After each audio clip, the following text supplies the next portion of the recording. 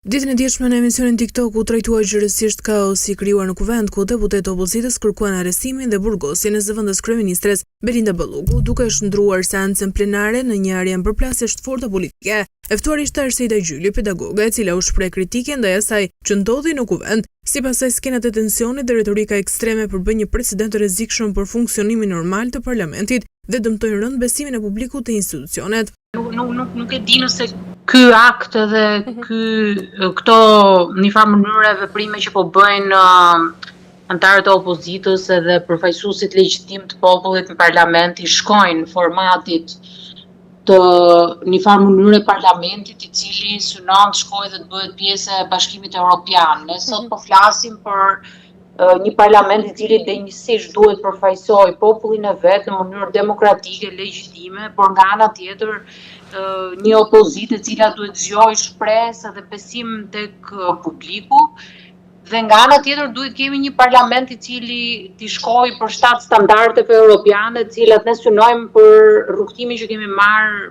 drejt Bashkimit Evropian dhe procesit negocimit. Mëtej Gjyli u ndalte tek mbledhja e pritshme për shqyrtimin e kërkesës për heqjen e imunitetit të zëvendës kryeministres Belinda Balloku, duke theksuar se procesi duhet të zhvillohet strikt mbi baza ligjore dhe institucionale. Po, qasja e kryeministrit Rama ka qenë qasje tërësisht e në mbrojtje të institucionit, të pozicionit